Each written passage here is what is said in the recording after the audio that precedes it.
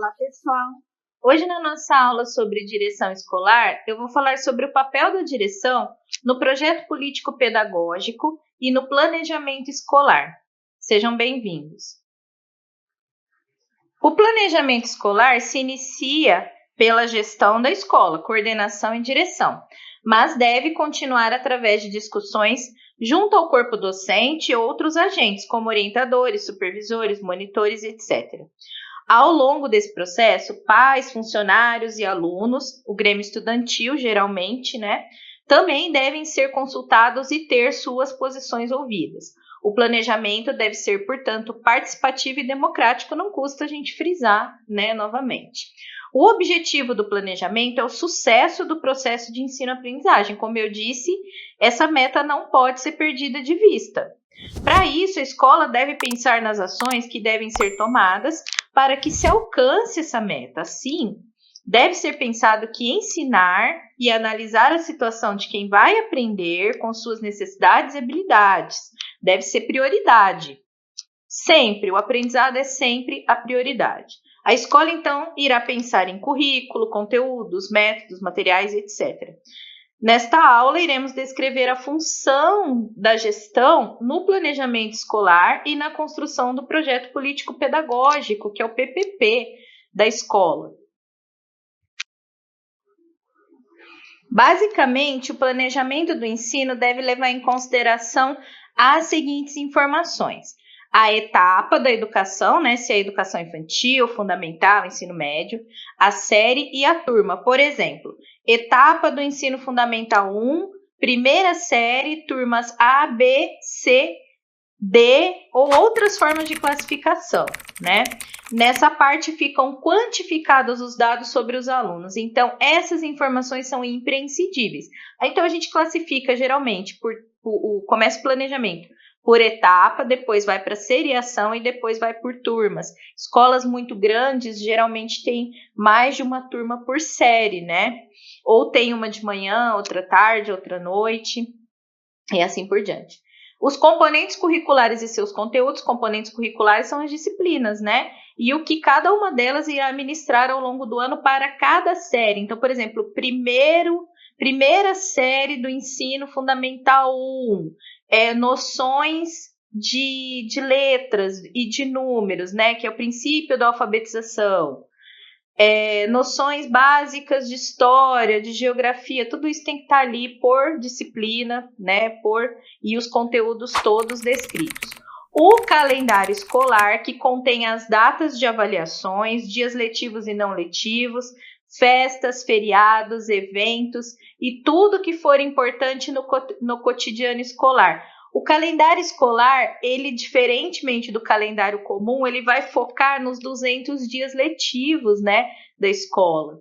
Ele é baseado, logicamente, na contagem de tempo do calendário comum, mas ele vai focar nesses dias letivos. Geralmente, ele vem todo pintadinho, assim, se tiver um feriado, os dias letivos vêm de uma cor, os não letivos vêm de outro, Ao contrário do calendário comum, onde geralmente vem diferenciado os sábados, os domingos e os feriados somente. A estrutura física, quantidade e qualidade de materiais, laboratórios, de salas de aulas e espaços de lazer, inclusive essas turmas vão ter que ser distribuídas nas salas de aula, Também se descreve as condições de acessibilidade, as condições da quadra e outros ambientes esportivos, do pátio, do parquinho, etc. Precisa atender à lei de acessibilidade, Eu não coloquei lá naqueles documentos legais, porque aqueles documentos legais, eles estão focados na parte acadêmica, na parte pedagógica, mas a escola tem que seguir a lei de acessibilidade. Atendimento, descrição do quadro docente, atribuição das aulas, com horários dessas aulas, quantos funcionários, a gente fala colaboradores agora, monitores, orientadores e todos os profissionais que irão atuar na escola. Então, o inspetor, a merendeira, funcionário de limpeza, a portaria, tudo tem que estar ali com horário de atendimento, com a função, tudo especificado. O diretor precisa estar atento a tudo isso e saber como funciona tudo isso dentro da escola. planejamento escolar também deve definir os métodos de ensino. Para isso, seria importante elaborar uma proposta pedagógica, caso ainda ela não exista. Isso é norteado pelo coordenador pedagógico, tá? Então, eu não coloquei proposta pedagógica aqui nas nossas aulas, porque é uma função mais para coordenação. Ela vai fazer em conjunto com o corpo docente, lógico que o diretor vai participar, mas ela tem que ser pensada de acordo com o perfil da escola, o perfil dos alunos, do público, né? Ela deve refletir os valores e a missão da instituição de ensino. E outra coisa, para a proposta pedagógica estar pronta, ela vai precisar do PPP como apoio, né? Que eu já vou falar dele. Os métodos didáticos escolhidos devem seguir a LDB e a BNCC. E a BNCC fala de metodologias ativas de aprendizagem. O que é isso? O aluno participando, o professor mediador, orientador do processo pedagógico, não aquelas aulas expositivas chatas de copia, né? Precisa ser contextualizado, o conteúdo precisa ser atualizado de acordo com a realidade do aluno, tá? Além disso, uma proposta pedagógica deve ter uma gestão democrática e participativa, não canso de repetir isso, porque está em todos os documentos legais, foco no desenvolvimento integral do aluno. Então, precisa contemplar o aspecto físico, emocional, cognitivo, intelectual e social. Isso, inclusive, está na BNCC, no desenvolvimento das competências e habilidades dos alunos. Boa parte dessas competências que estão descritas na BNCC, elas não são só acadêmicas, elas são sociais, elas são emocionais, né? Estão relacionadas à tecnologia, enfim, elas ampliam a realidade do aluno e o aprendizado do aluno. Ensino contextualizado, atual e de acordo com a realidade social do aluno. Você não pode desvincular o conhecimento da realidade social. Envolvimento da comunidade e com a comunidade, que eu já expliquei numa outra aula, né? Que é uma das funções da gestão e como ela pode fazer isso. E as metodologias ativas de ensino, onde o aluno é o protagonista e o professor um orientador para o saber. O aluno precisa aprender a aprender, tá? Então, ele vai ser dono da sua aprendizagem pelo resto da vida. O professor, ele é passageiro ali na vida do aluno, né? Então, o planejamento escolar, ele envolve também um plano de ações que irá direcionar a busca pelas metas. O plano de ações deve conter a sequência de ações que serão tomadas ao longo do ano e como elas serão monitoradas e avaliadas. Na aula anterior eu falei do plano de gestão, então essas ações estão especificadas lá. Tudo deve ser organizado e planejado desde o primeiro até o último dia de aula. Todas as atividades pedagógicas contidas no plano devem se entrelaçar e serem coerentes com as metas. Essas metas devem ser descritas e, junto a elas, colocadas as ações necessárias para atingi-las. E outra coisa, os pais, esse plano de gestão, esse documento pedagógico, a proposta pedagógica, tudo isso, todo esse planejamento tem que contar com a participação dos pais e deve estar à disposição dos pais, de preferência no site da escola, ou no mínimo na secretaria, tá? Porque eles fazem parte do aprendizado dos filhos, então eles têm o direito legal, né, de saber como funciona a escola. E aí nós temos o projeto político-pedagógico, o famoso PPP. Ele é um documento obrigatório, toda escola precisa ter, é oficial, tá? Então, a direção de uma escola, ela vai iniciar suas funções no planejamento, mais especificamente na elaboração e na implantação do projeto político-pedagógico, que é o PPP. O PPP da escola é o começo de tudo. Não se faz um plano de gestão, um plano de ações, uma proposta pedagógica ou qualquer coisa parecida sem antes fazer o PPP. Esse projeto é obrigatório em todas as instituições de ensino. Então, você vai ter PPP na escola, na faculdade, na universidade, no ensino técnico, tudo precisa ter esse documento, tá? Contém todas as informações sobre a escola. Estrutura, quadro docente, gestão, parte administrativa, colaboradores, alunos, grade curricular, conteúdos, estrutura didática e etc. para conhecer bem a escola e seu funcionamento, o diretor deve participar da elaboração e das atualizações do PPP. Por exemplo, agora, com a implantação do novo ensino médio em 2022, teve que refazer tudo lá, né? Então, suas contribuições garantirão que sejam considerados o bem-estar dos alunos e a educação de qualidade na escola, assim como a implantação da BNCC. Com a colaboração de todos, o PPP fica muito mais coerente com a realidade prática e o funcionamento da instituição. Por isso, a gestão precisa ser democrática, além de monitorar as ações que são realizadas. Então, uma gestão que se isola, que não é democrática, que é autoritária, que concentra ali o seu poder e as suas ações, ela acaba cortando um laço que vai fornecer informações para ela sobre o funcionamento da escola. Né? Isso é muito prejudicial ao aprendizado. Então, toda escola tem objetivos que deseja alcançar e metas a cumprir. O conjunto das ações para atingir essas metas e objetivos, bem como os meios para concretizá-las, é o que dá forma ao PPP. Então, o PPP ele é um projeto porque ele reúne propostas de ações e diretrizes a serem postas em prática durante um determinado período de tempo, né? Esse projeto ele é político porque ele descreve a escola como um espaço social, que eu já falei para vocês, a escola está dentro de uma sociedade, de uma comunidade, precisa se entrelaçar com ela. Ela forma cidadãos conscientes, e isso é uma das metas, inclusive, da escola, formar o cidadão, aquela pessoa que vai viver em sociedade, vai ser boa para essa sociedade, vai intervir de forma positiva nessa sociedade, vai ser participativa. Cidadãos responsáveis, críticos, que atuarão individual e coletivamente na sociedade, intervindo nela.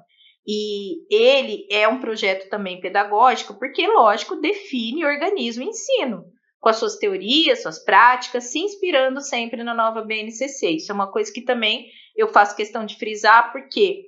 Porque você adequar a sua escola à nova Base Nacional Comum Curricular é a principal meta hoje da gestão. Então, vamos aos elementos básicos, né, do PPP, como é que eu construo isso?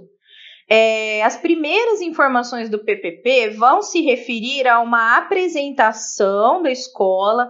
Vocês veem aí no quadro, né, à direita, o item deve contemplar o relato sobre os desafios da gestão democrática, os sujeitos participantes, a importância do projeto político-pedagógico para a definição da identidade da instituição de ensino e sua contribuição no projeto de transformação social, dentre outros temas que serão abordados com a finalidade de iniciar a elaboração e construção do documento. Isso é muito subjetivo, né? Isso deve ser feito ali com a participação de todos para que cada um dê a sua contribuição sobre as características da escola, né? A cara da escola deve estar nessa apresentação. Em seguida, tem os dados da instituição, né, entidade mantenedora, amparo legal, nome da instituição, o endereço, contato telefônico, as etapas e modalidades de ensino que ela atende. Olá, peço desculpas por interromper sua aula por um breve momento, mas tenho algo importante e vantajoso para compartilhar com você. Se você está gostando desta aula, tenho uma ótima notícia. Agora, você pode levar sua experiência de aprendizado para o próximo nível fazendo sua matrícula em nosso site. Ao se matricular, você terá acesso exclusivo a uma série de benefícios. Primeiro, você pode baixar a apostila completa do curso em PDF, perfeita para acompanhar as aulas e revisar o conteúdo sempre que precisar. Além disso, ao concluir o curso, você terá a oportunidade de adquirir um certificado de conclusão, um grande passo para o seu desenvolvimento profissional e acadêmico. E sabe o que mais? Ao assistir às aulas diretamente em nosso site, você terá uma experiência de aprendizado sem interrupções ou propagandas. Isso significa mais foco e eficiência no seu estudo. Então, não perca essa chance. Clique no link na descrição deste vídeo ou visite nosso site para se matricular agora mesmo. É rápido, fácil e vai transformar a maneira como você aprende. Agora, vamos voltar à aula. Obrigado por sua atenção e nos vemos no site. Ensino que ela atende, código do INEP, horário de funcionamento, isso o básico. Você pode colocar o máximo de informações que você conseguir ali, né? Em seguida, nós temos o início do PPP propriamente dito, que é A justificativa, né, é um item que explica a importância e o significado das ações educativas que você vai apresentar, o porquê dessas ações. Deve-se descrever o problema ou necessidade, esclarecendo as razões que justificam a importância da construção do projeto. Isso também é muito característico, por isso que tem que ter a participação de todos. Cada um dos agentes ali na escola, inclusive os alunos, vai levar ali uma demanda, um problema, uma necessidade, e ali você vai descrever as ações que vão ser tomadas e por que elas vão ser tomadas. O contexto histórico, então, é uma etapa voltada para o relato da história da instituição de ensino e a construção de sua identidade. Esse trabalho de secretaria é muito importante, porque é ali que contém as informações, né? Ficou armazenada ali. Deve constar o ano de fundação, denominação da escola, por que ela se chama isso. Muitas escolas públicas têm nome de educadores já falecidos, né? Que foram importantes, inclusive, para a própria educação local. Então, isso tem que estar descrito ali. As principais lideranças, né, dessa escola, os destaques que ela teve ao longo dos seus anos de funcionamento, como e por que foi criada essa escola. O local, né, precisa descrever o bairro, a comunidade, o território onde essa escola se localiza, quais as características físicas, geográficas, culturais desse local. O diagnóstico de indicadores educacionais, então ali entra já uma documentação que a escola tem em seu poder sobre a sua própria realidade, identificando as fontes dos problemas a serem superados. Então, se a escola, por exemplo, tem um problema com a alfabetização, precisa estar escrito ali, precisa ter indicadores. Por exemplo, a escola, ela passa por avaliação externa, né? Ela sempre vai passar por avaliações externas. Vamos colocar, por exemplo, o Enem. O Enem é uma base ali que o gestor do ensino médio tem para ver como é que seu aluno está se saindo nesse ensino médio. Então, quantos alunos nós tivemos com nota com mais de 500 no Enem?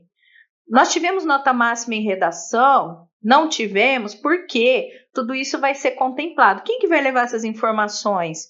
Os próprios professores podem levar, né? Além da escola ter um mapeamento estatístico ali de aprovações em vestibular, no Enem, etc., os professores vão falar, olha, tem um problema ali com aquela sala, eles não leem, eles não escrevem, e aí, quais as ações que vão ser tomadas? Os princípios norteadores, né, que é missão, valores e visão do futuro, porque é igual uma empresa, né? Os objetivos, né, descrever os objetivos gerais do ensino e em seguida os específicos, isso também é muito particular, porque a escola precisa primeiro mapear os problemas e as qualidades para depois traçar os objetivos e precisam estar alinhados à missão da escola.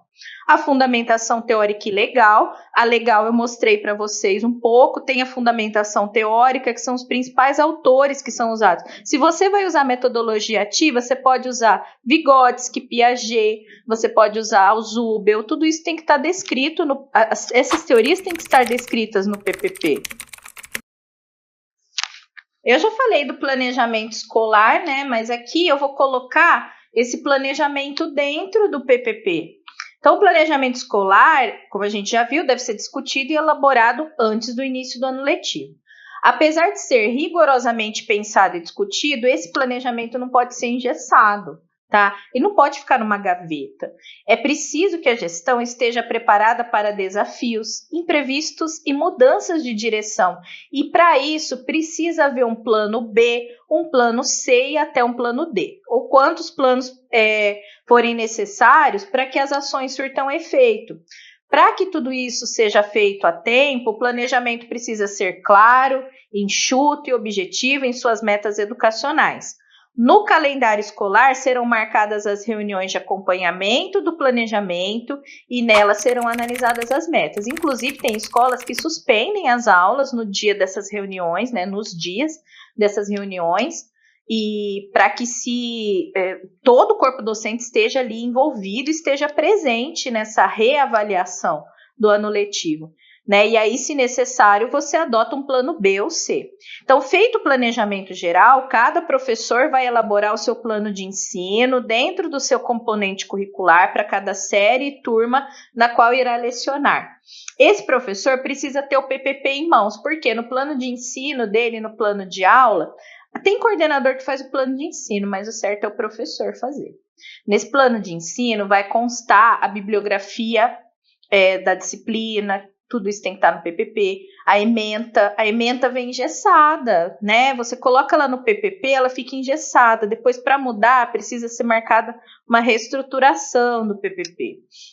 E aí depois esse professor, né, faz seu plano de ensino e depois faz o plano de aula. Mas vamos ver aqui um exemplo, né, de um plano de ações do PPP.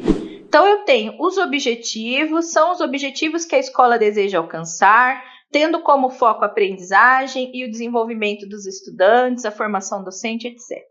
A ação é o ato de refletir sobre as atividades que definem os objetivos de aprendizagem, quais os materiais didáticos utilizados, bem como as dificuldades. Aí o procedimento é o modo como algo é executado ou como é feito o processo de determinada ação.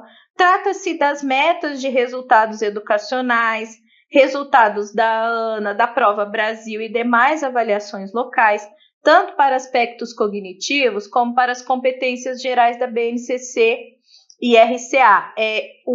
Como eu disse, a escola passa por essas avaliações externas, né? Então é preciso estar adequada.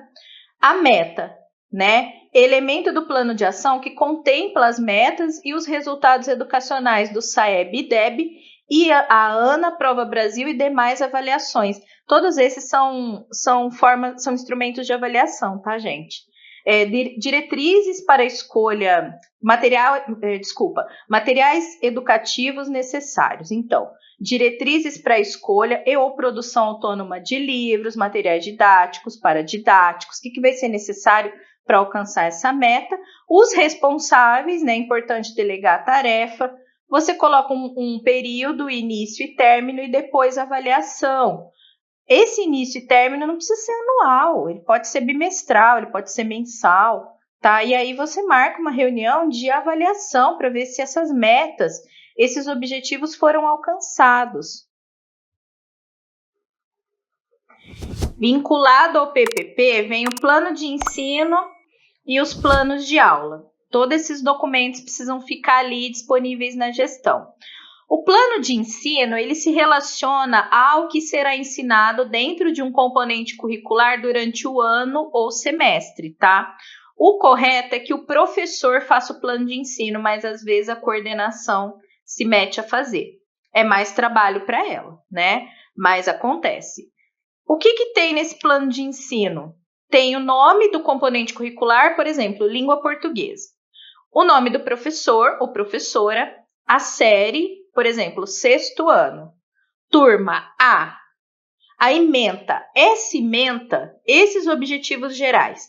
Esses objetivos específicos, eles constam nesse plano de ensino e eles têm que constar lá no PPP.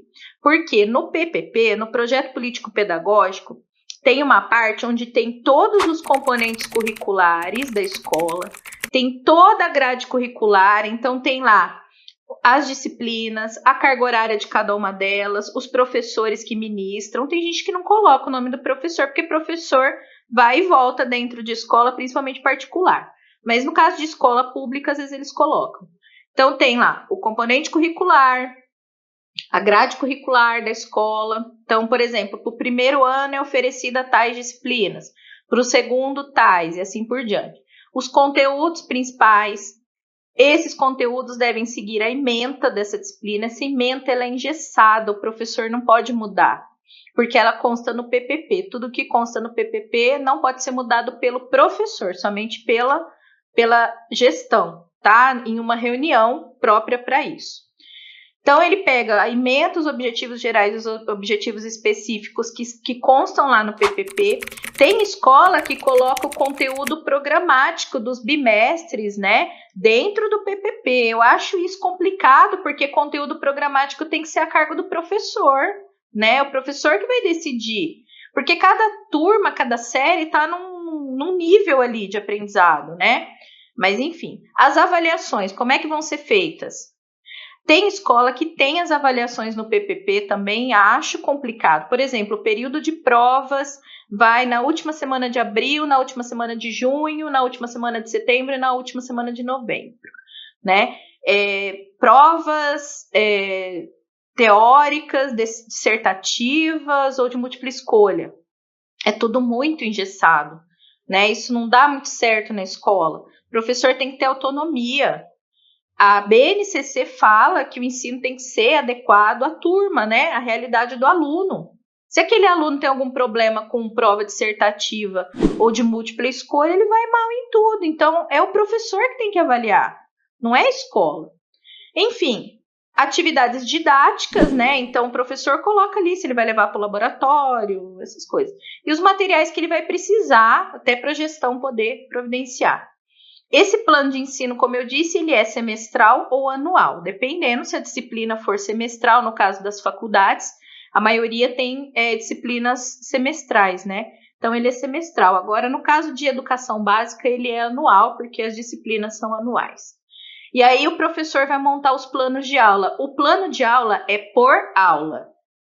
Para cada aula, ele vai colocar um tema, os objetivos, os conteúdos, a duração dessa aula, às vezes é aula dupla, né? Os recursos didáticos, a metodologia, a avaliação. Nossa, mas toda aula tem avaliação? Tem, nem que seja um olhar avaliativo do professor. Ué, você está dando aula, você não está avaliando se seus alunos estão assimilando o que você está falando, o que você está explicando? Tem. Então, você coloca ali, ó, monitorar a escrita, a leitura, ou uma prática que você ofereceu, e as referências teóricas, certo? Bom, para concluir então, gente, o nosso curso aqui, ser parte da gestão escolar atualmente, seja como coordenador, seja como diretor, é uma tarefa bastante complexa e muito atribulada. A educação brasileira ela tem passado por uma reformulação do seu currículo por causa da nova Base Nacional Comum Curricular, né? Com essa implantação, a gestão precisou atualizar todo o projeto político-pedagógico da escola e repensar as metodologias de ensino. Então, tanto o coordenador quanto o diretor têm se envolvido em novos planejamentos, novas ações e novas políticas educacionais. Além disso, a escola continua com as suas demandas antigas, né? A inclusão social, a formação integral, o ensino de qualidade contextualizado, questões psicossociais e emocionais, principalmente nesse período pós-pandemia, que muitos alunos voltaram para a escola com muita ansiedade, alguns com depressão, né? Tudo isso precisa ser considerado. Então, o cotidiano escolar ele é repleto de desafios que se estendem além da sala de aula. Para lidar com tudo isso, o gestor escolar precisa ter uma boa formação e qualificação. E o coordenador ele precisa ser um parceiro do diretor. Eles precisam caminhar juntos, ter o mesmo discurso, serem afinadinhos. Atualmente é exigido o curso de pedagogia, né, para se dirigir uma escola, além de conhecimento sobre administração de empresas e marketing, se a escola for também uma empresa, se ela também for particular, por exemplo, né? Além de uma formação básica, o diretor precisa estar sempre atualizado e bem informado. Precisa investir seu já escasso tempo em capacitações e extensões, é meio exaustivo mesmo, né? Mas é necessário, porque, como eu disse, as leis mudam muito rápido, as diretrizes, elas, principalmente das secretarias de educação locais, elas mudam às vezes de ano para ano, então precisa estar sempre atento. Então, o cargo de gestor é bastante exigente, envolvendo muitas responsabilidades. Por outro lado, é a gestão que dá a cara do ensino na escola e é graças a ela que vemos a qualidade dessa escola.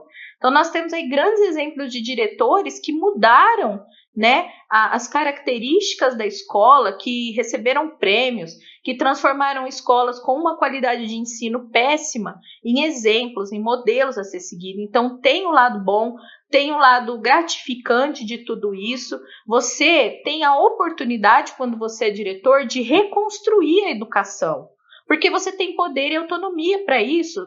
Poder e autonomia que muitas vezes o professor não tem, né, o coordenador não tem.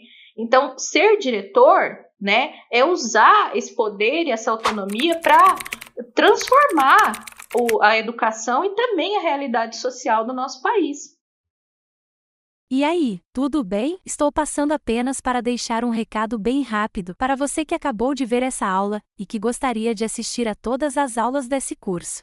É bem fácil, basta você clicar no link que está na descrição deste vídeo ou acessar www.novacursos.com.br. Fazendo sua matrícula em nosso site, você terá acesso a todas as aulas desse curso e mais centenas de outros cursos, além de poder fazer avaliação. E caso você queira, poderá estar adquirindo o certificado com um valor bem acessível. Esse foi o recado que eu queria dar, aguardo sua matrícula. Até breve!